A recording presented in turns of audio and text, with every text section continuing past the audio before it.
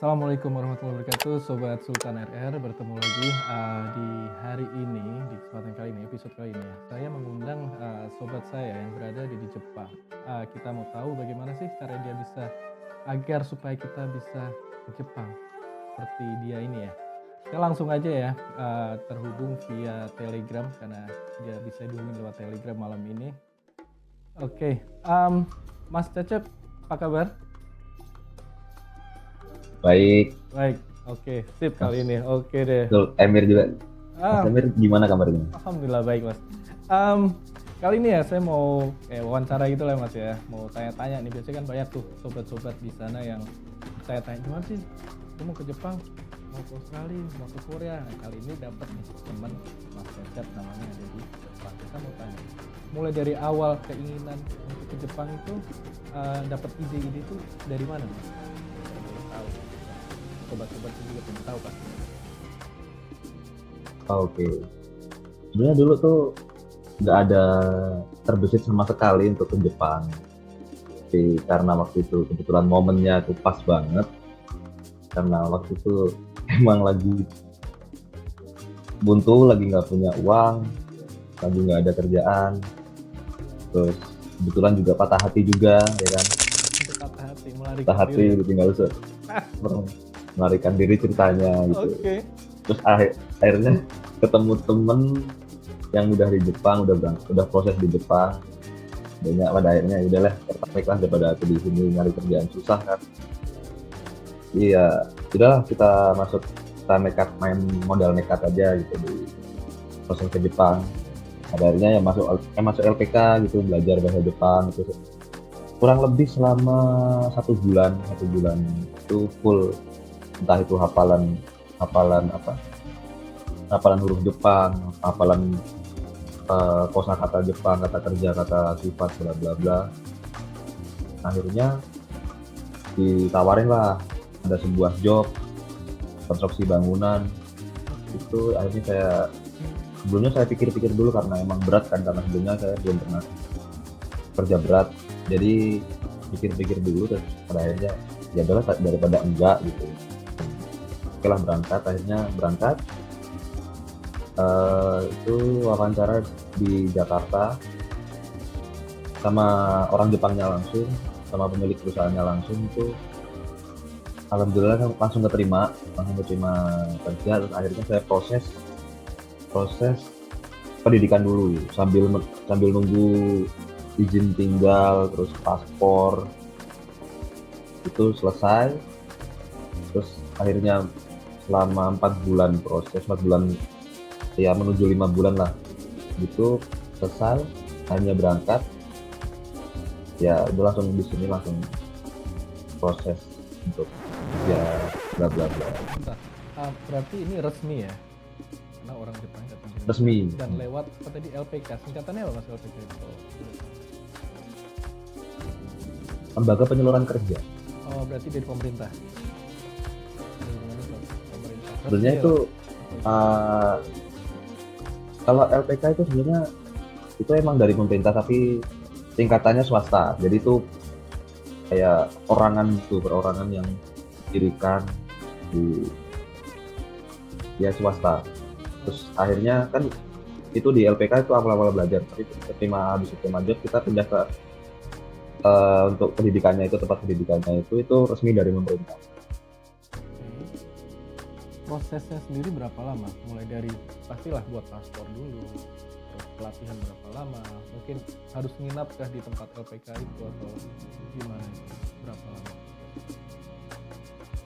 Itu mungkin itu sekitar 4 bulan 5 bulanan gitu. Jadi kita selama pendidikan sambil bikin paspor, terus bikin visa dan izin tinggal itu sekalian gitu di situ. Jadi kita kalau pendidikan itu emang nggak boleh pulang. Selama pendidikan itu nggak boleh pulang. 4 bulan ya? Jadi 4 bulan, sekitar 4 bulanan lebih. Untuk syaratnya mungkin harus lulus S1 kah, D3 kah, atau lulus SMA pun nggak ada masalah? Gimana itu? Itu tergantung perusahaannya sendiri. Oh gitu. Jadi mungkin ada kemungkinan ya, yang lulus SMP ada yang tetap berangkat. Tapi aku waktu itu kan pakai ijazah SMA karena di dunia kerja Jepang itu sebenarnya aku udah lulus S1 tapi karena jurusanku mungkin nggak ada di Jepang, jadi aku menggunakan eh, ijazah SMA yang teknik gitu, jadi nggak masalah dengan ijazah gitu. Mhm. Tapi kalau pakai ijazah dan satu bidang sama pekerjaannya lebih bagus, itu bisa lebih di atas lagi tingkatannya. Oh gitu. Waktu di awal itu sama perusahaan yang bersangkutan itu jelas nggak kriterianya? Oh nanti kamu kerja di sini, gajinya per bulan atau per minggu segini, tempat tinggal di sini atau tempat tinggal cari sendiri atau gimana itu? Bisa dijelasin? Itu dari perusahaan dari awal emang udah dijelasin pekerjaannya kayak gini, nanti tempat tinggalnya di daerah ini, itu udah dijelasin gimana kerjanya, gimana tinggalnya, terus gajinya itu kita tahu pas tanda tangan kontrak. Berapa lama? Tanda tangan kontrak itu kontraknya itu turun sekitar 1 bulan ketika udah pendidikan, 1 bulan terus kita tanda tangan kontrak gitu. Walaupun itu nanti di print dari LPK-nya, tapi itu emang resmi dari perusahaan itu. Jadi kita tahu semua rinciannya, potongan-potongannya, kita tahu semua. Oke. Setelah sampai di Jepang, untuk tempat tinggal itu kita mencari sendiri atau disediakan dari perusahaan? Kebetulan ini sudah disediakan dari perusahaan karena ini juga rumahnya pun milik perusahaan juga.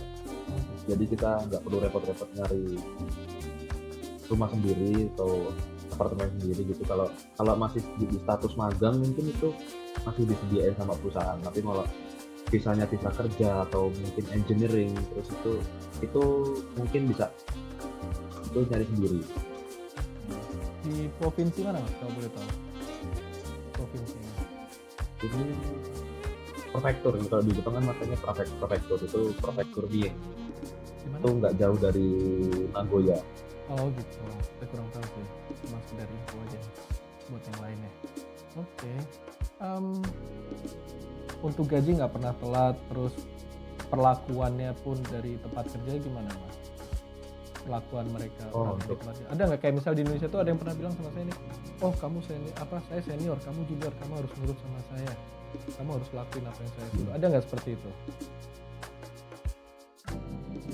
Kalau itu mungkin ada beberapa orang yang kayak begitu, tapi masih di batas wajar lah, nggak sampai yang berlebihan gitu, nggak ada. Dari untuk gaji juga nggak pernah telat, pasti kalau misalnya besoknya libur itu dicepetin di tanggal itu gajian, tapi itu hari libur, nah itu bisa dicepetin. Itu untuk perlakuan kayak senior gitu dan memperbudak itu nggak ada tapi masih di batas wajar. Batas wajar ya. Karena kita sebagai orang asing kan, Oh jadi gitu. mewajarkan. Terus untuk apa ya, seperti tata krama, bukan tata krama, apa sih? Kayak Mas Cecep ini bisa beradaptasi dengan kebudayaan di sana. Setiap pagi mungkin kalau di sana kan kalau salam kan harus bungkukkan diri, terus kalau bicara seperti apa gitu, bisa ya adaptasi seperti itu. Untuk bahasa berapa lama kira-kira supaya kita nih diajak bicara sama mereka itu nyambung gitu loh? Berapa lama kira-kira adaptasi gitu? Itu kalau budaya di sini alhamdulillah bisa menyesuaikan. Kebetulan aku tempat tinggalnya di perkampungan gitu, itu di perkampungan dan orang-orangnya masih sopan-sopan banget. Nggak tahu kalau di kota, nggak tahu yang di kayak gimana kulturnya, kan beda sendiri gitu. Jadi di sini masih kayak kalau dirasa di Indonesia itu kayak di Jawa gitu, hampir sama itu ya. Kita nggak usah pakai bungkuk sampai turun banget tuh, nggak cuma nundukin kepala pun udah dirasa sopan. Ya di Jawa sama aja gitu. Oh sama ya. Dan di sini sama hampir sama. Untuk bahasanya sendiri mungkin di sini aku udah bisa nangkep pembicaraannya orang Jepang, tapi untuk ngomongnya itu masih ya agak kesulitan, walaupun kadang-kadang masih bisa nyautin, masih bisa ngobrol. Ketemu orang Jepang juga kadang masih ngobrol apa ngobrol biasa kayak temen nongkrong gitu. Bisa itu aku sekitar 6 bulanan. 6 bulan udah nangkep, udah bisa Komunikasi pasif. ngobrol bareng Oh, orang. ngobrol malah. Oh, alhamdulillah. Ngobrol. Oh, bagus. Itu tergantung orangnya juga itu. Dari awal dia benar-benar belajar bahasa Jepang enggak gitu. Temanku sendiri dia udah benar-benar bisa ngobrol, bisa pergi bareng orang Jepang gitu, udah lancar. Itu tergantung dia niat apa enggak untuk belajar bahasa Jepang awal. Untuk ada nggak sih rasisme? Rasisme kalau di sini kebetulan aku belum pernah nemuin untuk kasus-kasus kayak rasisme gitu. Nggak ada sih, kalau di daerah sini nggak ada, belum ada ya? rasisme. Alhamdulillah nggak ada ya. Jadi masih orang-orangnya Ya, bisa berpikir normal gitu ya. Kalau rasisme kan nggak normal, mereka ya, kan kurang bersosialisasi ke dunia luar gitu kan ya. ya benar. Kalau di sini mungkin kalau ada orang rasis ya timpalah. Orang gitu. Indonesia kan orangnya nekat-nekat. Sepertinya gitu ya. Nekat ya, nggak urusan. Iya mungkin. Oke. Kalau bisa. Oh iya. Silakan. Oh, ini mas, satu lagi. Untuk gaji tapi memuaskan ya. Nggak perlu dibilang berapa gajinya, nggak perlu Ya. Untuk gaji memuaskan ya, maksudnya worth it lah. Pergi jauh-jauh ke Jepang, bekerja di sana, seperti itu. Gimana? Ya untuk orang-orang yang baru lulus SMA atau yang belum memiliki istilahnya pengalaman kerja yang mungkin gajinya tinggi, mungkin itu cukup memuaskan gitu. Seperti aku kan, maksudnya kalau di Indonesia sendiri kan masih di bawah banget lah gitu. Tapi kalau di sini alhamdulillah ya memuaskan, masih bisa nyukupin, masih bisa buat nabung, masih bisa buat ngirim keluarga di Indonesia. Cukup lah, worth it banget. Itu juga bayaran itu tergantung daerahnya juga. Oh ya, tadi lupa waktu mau ditanyakan di awal. Untuk waktu berangkat itu ada nggak biaya dari biaya pribadi, atau semua ini udah ditanggung sama perusahaan itu, mulai dari paspor, visa, di lembaga pelatihannya itu, tiket pesawat dan lain-lainnya? Ada? Kita mungkin ada modal sedikit lah, beberapa gitu. Gimana? Ada nggak itu? Ada untuk ngurus paspor, terus ngurus visa, ngurus tiket pesawat. Pesawat sendiri itu semua ya? Itu sendiri, tapi itu kita cukup bayarin ke LPK, dan yang ngurusin itu LPK-nya. Jadi kita nggak perlu repot-repot ke sana kemari ngurus visa, ngurus paspor, itu udah diurusin sama LPK-nya. Ya karena itu LPK-nya LPK swasta, jadi ya kita harus ngeluarin sedikit modal untuk itu. Oke, kawan-kawan, untuk kalau ada yang pengen tahu berapa biayanya, nanti silahkan tanyakan aja di kolom komen, nanti kita bisa langsung jawab langsung. Kalau di sini kayaknya agak kurang ya mas ya. Sensitif gitu ya. Sensitif ya. Baik. Oke. Tapi ini untuk LPK ada nggak sih saran-saran dari Mas Cecep? Ada nggak sih LPK nakal gitu, nakal? Ya kan. Menipu atau gimana gitu? Ada nggak LPK? Pernah nggak dengar cerita seperti itu? Sering dengar cerita dari teman-teman yang entah itu ketipu, entah itu nggak jadi berangkat padahal udah bayar sekian juta, 90 juta, itu ada seperti itu. Tapi ya itu di daerah-daerah tertentu aja, dan itu langsung ditindak sama pemerintah, sama orang-orang sekitar yang ini langsung ditindak, jadi langsung dihapuskan gitu. Jadi buat teman-teman yang pengen milih LPK atau sekolah Jepang itu hati-hati. Jadi kita harus benar-benar pilih LPK yang baik. Mungkin ada dari teman-teman mau tahu LPK mana Mmm, ada nggak nasihat buat para calon pejuang rupiah yang mau ke Jepang? Mungkin entah mau ke Jepang atau Korea, atau Singapura, Malaysia, atau Australia, atau negara manapun. Ada nggak nasihat dari Ya, awal ya?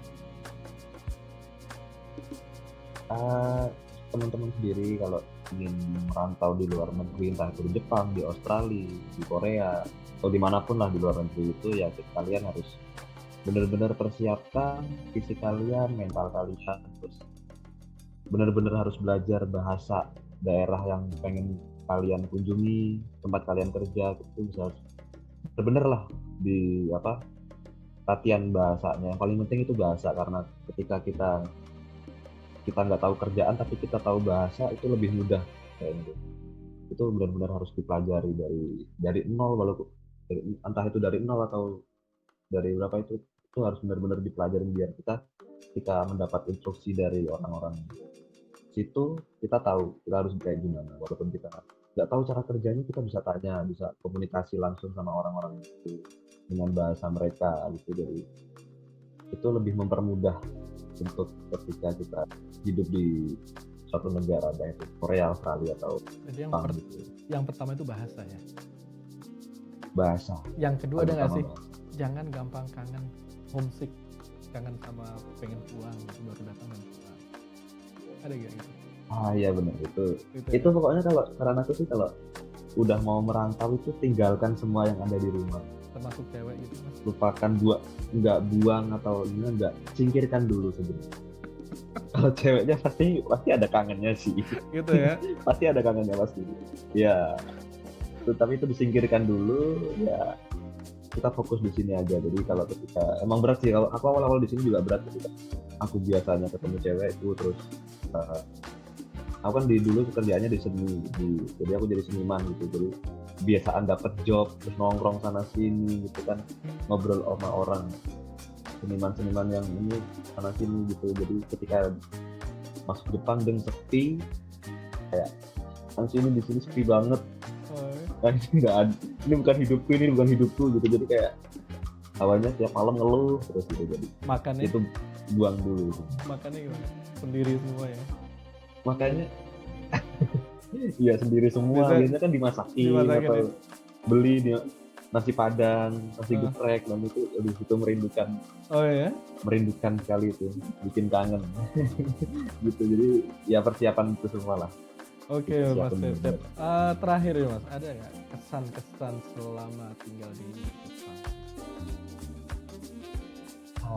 Misalnya tinggal di Jepang ya mungkin nyaman kalau untuk orang yang introvert gitu itu nyaman banget karena suka sepi sendirian gitu kalau tapi untuk orang-orang yang suka keramaian itu agak membingungkan sih sebenarnya kalau nggak ada orang seperti ini kan ini udah di luar udah sepi banget jadi aktivitas ya cuma di kamar gitu jadi ya itu sih di awal harus bisa memilih-milih tempat yang worth it untuk ditinggali kalian kalau di kota kan banyak orang kita seneng banyak hiburan ketemu orang gitu terus sebenarnya Jepang itu menyenangkan kok nyaman di tempat Oke. juga ramah-ramah juga itu nyaman di sini.